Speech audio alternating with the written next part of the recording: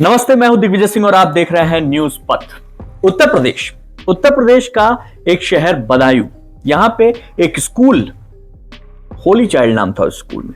यहां एक टीचर थी, बदला हुआ नाम लेते हैं निशा। कहानी सच्ची है, नाम बदला हुआ है। उनके पति राजकुमार जो थे वो बदायूं में ही एक उससे थोड़ी सी दूरी पर एक जगह है वजीरगंज, वहां पर पादरी थे एक चर्च में।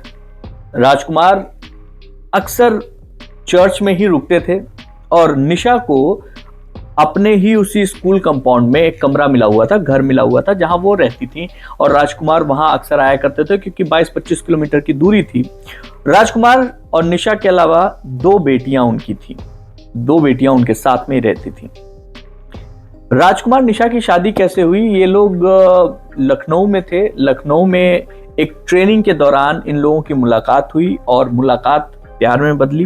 प्यार में बदलने के बाद निशा ने अपने परिवार वालों को बताया, जो कि मूल रूप से गोरखपुर के थे, और राजकुमार ने अपने परिवार वालों को बताया। दोनों की शादी हो गई, बहुत अच्छे से शादीशुदा जिंदगी का आनंद ले रहे थे।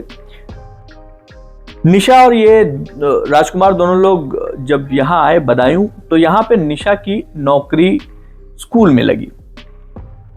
अब स्कूल में जब नौकरी लगी तो ऑब्वियसली निशा चूंकि अच्छी पढ़ी लिखी थी, स्कूल में नौकरी लगी तो स्कूल में और 2-4 लोगों को जो है मिलने मिलाने की बात हुई, 2-4 लोगों से और इनका मेल जोल बढ़ा, चीजें सही हुई।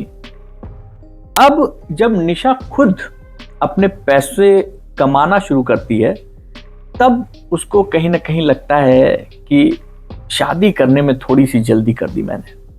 थोड़ा सा समय और लिया होता तो राजकुमार से कहीं अच्छा होनहार पति मुझे मिल सकता था और मैं अपने पैसे को और अपने होनहार पति के पैसे को इकट्ठा कर लेती, या दोनों एक जैसा पैसा कमाते, तो शायद मुझे ज्यादा आनंद मिलता अपनी जिंदगी का। ठीक बात है, लेकिन ये सब सोचते सोचते समय लंबा बीता, जिसमें उनके 2 बेटियां हो गईं और वो दोनों बेटियां धीरे धीरे बड़ी हो रही थीं। ये बात मन में निशा के घर कर गई थी, खटकती रहती थी हमेशा। धीरे धीरे राजकुमार और निशा की जिंदगी में तल्खियां बढ़ने लगी। निशा छोटी छोटी बातों को लेकर मीन मेख निकालती, झगड़ा करने के लिए हमेशा तैयार। सीधा साधा राजकुमार, उसको समझ में नहीं आ रहा था, उसको हैरानी हो रही थी कि भैया हुआ क्या है ऐसा, हर समय झगड़ा, हर समय झगड़ा। तो एक बार निशा ने बातों ही बातों में कह दिया, थोड़ी सी और पढ़ाई नहीं कर सकते थे? कम से कम मेरी तरह इंटर तो पास कर लेते हैं, पढ़ लिख लेते तो थोड़ा दिमाग खुल जाता तुम्हारा। मैं ज्यादा पढ़ा लिखा नहीं हूं निशा, लेकिन मैं इस बात को मानता हूं कि मैं नहीं हूं, लेकिन मैं अपने बच्चों की परवरिश बहुत अच्छे से करूंगा, उनको बहुत पढ़ाऊंगा।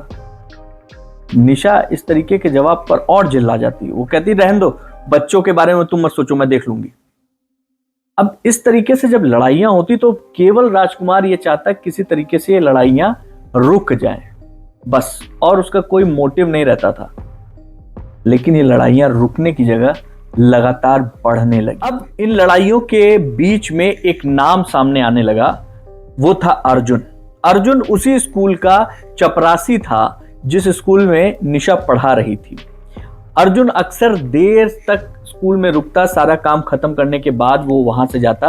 वहां पास में ही एक बाबा कॉलोनी थी, वहां पे वो रहता था और उनके घर में भी अर्जुन का आना जाना लगा रहता था, क्योंकि वो घर पे भी काम करता रहता था। अब ये बात राजकुमार को अच्छी नहीं लगती थी, क्योंकि अर्जुन की कुछ आदतें उसके दिमाग से नहीं जाती थी।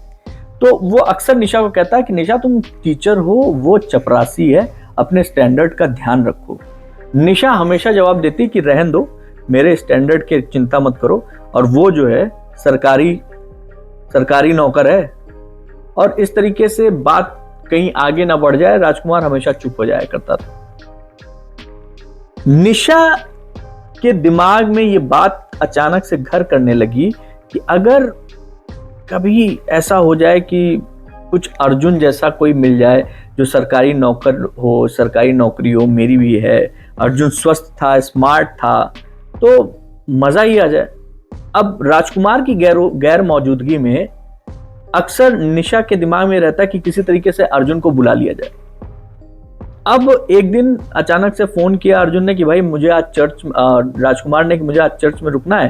तो निशा ने जैसे ही ये बात सुनी उसके दिल की धड़कन बढ़ी और उसने कहा कि यार अर्जुन को सबसे पहले फोन किया जाए। उसने अर्जुन को फोन किया, अर्जुन घर आ जाओ, मुझे कुछ काम है, उसके बाद बताते हैं। अर्जुन अक्सर घर आया करता था, वो उस दिन भी फोन पे पहुंच गया। निशा ने कहा कि ऐसा है अर्जुन, आज जो है राजकुमार जी आएंगे नहीं, तुम यहीं रुक जाओ क्योंकि रात को थोड़ा सा मुझे अनकंफर्टेबल होता है, यहाँ रुक जाओ, बाकी का हम लोग देख लेंगे और तुम यहीं पे सो जाना, कुछ बात भी करनी है। अर्जुन आ गया और अर्जुन ने कहा, आज उसका भी दिमाग चकरा है कि यार ये क्या बात है, राजकुमार सर तो अक्सर जो है बाहर जाते हैं, लेकिन कभी जो है इनको न डर लगा है न इनको कोई बात करनी थी, अचानक से मुझे आज क्यों रोक लिया। अर्जुन ने गहरी नजर से निशा को देखा। उसने निशा का जो अंदाज था ना वो थोड़ा सा अलग था, तो पूछा कोई परेशानी है क्या।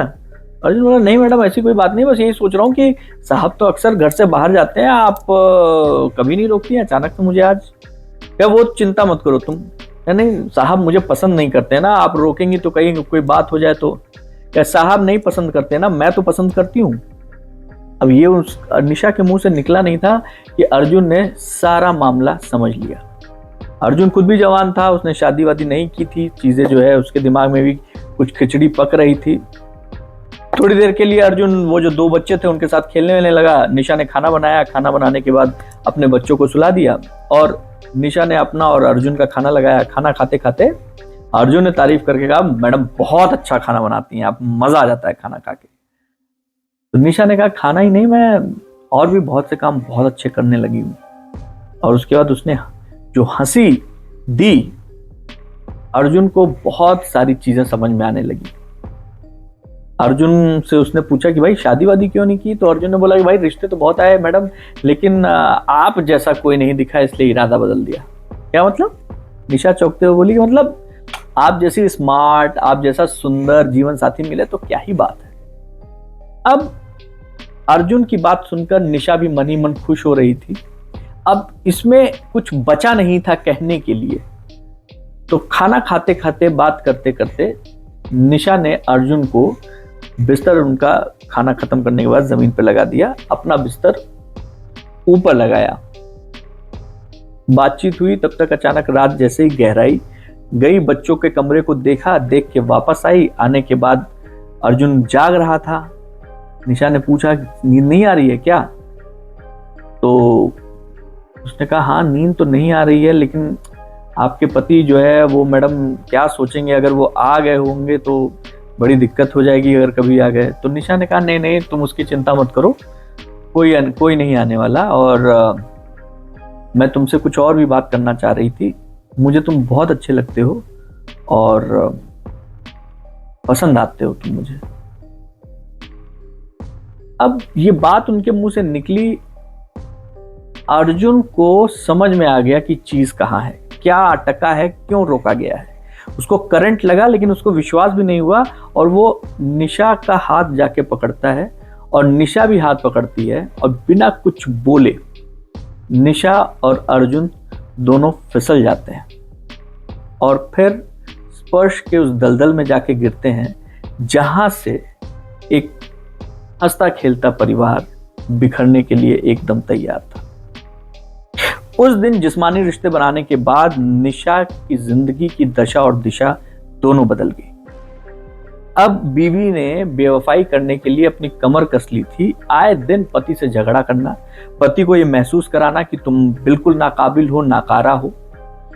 जब भी वो वजीरगंज जाता यही काम हो रहा होता। एक दिन अचानक से जल्दी आ गया राजकुमार और राजकुमार के जल्दी आते ही अर्जुन को उसने उस हालत में देखा जिस हालत में उसे नहीं देखना चाहिए था। और जब उसने उस हालत में देखा तो उसका पैर खींचकर उसको मारने की कोशिश की। अर्जुन भागा तो निशा को बहुत बहुत जलील किया राजकुमार ने, और जलील किया और ये भी बोला कि ये तुमने जो किया है ये नाकाबिले बर्दाश्त है, मुझे इस चीज को, इस आदमी को देखना नहीं है। लेकिन इसके बावजूद क्योंकि निशा ने माफी मांगी, सब कुछ किया और निशा ने कहा हम चलेंगे तुम्हारे साथ, चलो यहां से, कोई बात नहीं, वो उसने मुझे बहका दिया था। अर्जुन के जाने के बाद राजकुमार ने फिर अपने आप को समझाया और फिर निशा से कहा ठीक है यहां से निकलो, हम सब लोग यहां से मूव कर रहे हैं, तुमको वहां नई नौकरी मिल जाएगी, चीजें सब खत्म कर दीजिए। इस बीच निशा ने अर्जुन को धीरे से कहीं से फोन किया और फोन करके बोला कि अर्जुन, हमारे तुम्हारे को साथ में रहना है तो राजकुमार को उसकी सही जगह बतानी पड़ेगी। और अर्जुन को भी बदला लेना था, वो जो मार खाई थी उसकी वजह से उसको जो है बहुत ज्यादा गुस्सा था। लेकिन इसको करने के लिए एक बार फिर इन दोनों ने एक चाल चली। चाल ये कि अर्जुन ने भी राजकुमार से माफी मांगने की सोची और उसको फोन किया, फोन करके बोला सर बहुत बड़ी गलती हो गई, मुझे माफ कर दीजिए, आप लोग तो यहां से जा ही रहे हैं, बस मैं चाहता हूं कि मुझे माफ करते हुए जाइए। राजकुमार सीधे साधे इंसान थे, उन्होंने कहा हाँ ठीक है, जो मिल रहा है उसको अच्छे से जियो, अच्छी जिंदगी गुजारो, हम लोग यहां से जा रहे हैं, कोई बात नहीं। अचानक उस दिन अर्जुन आया वापस और बोलता है कि चलिए सर, तब जो हुआ उसके लिए माफी, मछली लाते हैं, बढ़िया मछली मैं बनाऊंगा, आप और मैडम दोनों लोग उसका स्वाद लीजिएगा। राजकुमार जी भी जो है नॉर्मल हो गए थे, चीजें जो है उनके पास से ठीक थी, तो उन्होंने क्या किया, उन्होंने कहा चलिए ठीक है बेटा, और वो दोनों लोग बाइक पे बैठकर चले गए। अभी कुछ ही दूर गए थे कि अर्जुन ने अपने जेब से एक तमंचा निकाला और रेलवे ट्रैक के पास जैसे ही ये लोग पहुंचे, अर्जुन ने राजकुमार के सर पर वो तमंचा रखा और गोली चला दी। अब ये जो गोली लगी, राजकुमार वहीं मोटरसाइकिल के साथ गिर गए। इन दोनों की पहले ही बात हो चुकी थी कि अगर आप मुझसे प्यार करते हो अर्जुन, तो राजकुमार को ठिकाने लगा दो। अर्जुन ने धड़कते दिल के साथ ये कांड किया और राजकुमार जैसे ही गिरा, गिरते ही उसको धीरे से उठाया और उसको ले जाकर रेलवे ट्रैक पे रख दिया और इस सोच के साथ रखा कि अभी ट्रेन आएगी, इसके ऊपर से जाएगी, मामला ये होगा कि भैया कोई एक एक्सीडेंट हो गया। लेकिन इत्तेफाक देखिए, उस ट्रैक पे आने वाली लगभग सारी ट्रेनें जा चुकी थी, अंत की एक ट्रेन आनी थी जो सुबह 5 बजे आनी थी। अब 5 बजे जो ट्रेन आनी थी, उस 5 बजे ट्रेन आने से पहले ही वहां पे जागे हुए कुछ लोग पहुंच गए।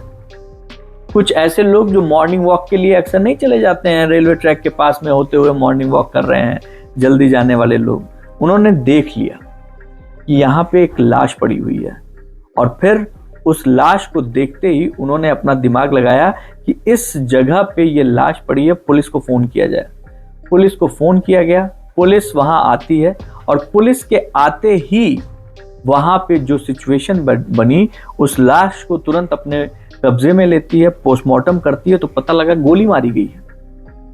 और वो लाश किसकी है, क्या है उसके पास, ये छानबीन में लगी रहती है, फोटो अखबार में निकालती है। फोटो देखकर राजकुमार के पिता को पता चलता है कि ये तो मेरा बेटा है। उस पिता जब वहां पहुंचते हैं, उनको देखते हैं, पिता इस चीज से परेशान थे कि ये क्या हुआ। पिता का शक गहराया क्योंकि निशा और राजकुमार के बीच जो झगड़ा था उसके बारे में उन्हें पता था। उन्होंने निशा से जो है पूछताछ करने के लिए पुलिस वालों को बोला। निशा से पूछताछ हुई तो बात अर्जुन तक पहुंची। अर्जुन भागने की फिराक में था, लेकिन पुलिस ने अर्जुन और निशा दोनों को आमने सामने बैठाकर पूछताछ की। सारा प्रेम निकल गया। अर्जुन निशा पर सारा आरोप थोपता नजर आया, निशा अर्जुन पर सारे आरोप थोपते नजर आई। लेकिन अंततः हुआ क्या, दोनों को पुलिस ने कस्टडी में लिया और दोनों को जेल हुई। 2 बच्चियां अचानक से एक ऐसे संबंध के चक्कर में जो कभी फलित नहीं होना था, एक ऐसी महत्वाकांक्षा कि इससे भी बेहतर मिल सकता था, इससे भी और अच्छा हो सकता था, उसके लिए जो नाजायज संबंध बनाए गए, उसने 2 बच्चियों को अनाथ कर दिया। पिता की हत्या में मां का हाथ था। पिता पता ही नहीं था कि वो जिसको माफ कर रहा है और जिसको अपने साथ ले जाने के लिए जिद कर रहा है, वही उसकी मौत का कारण है और वही उसकी मौत लेकर आएगी। ये सच्ची कहानी, ट्रू क्राइम स्टोरी है जो बदायूं में हुई, और जब हुई तो जिसने भी सुना उसके रोंगटे खड़े हो गए। तो आज इस कहानी में बस इतना ही। बाकी खबरों के लिए देखते रहिए न्यूज़ पथ। बहुत शुक्रिया।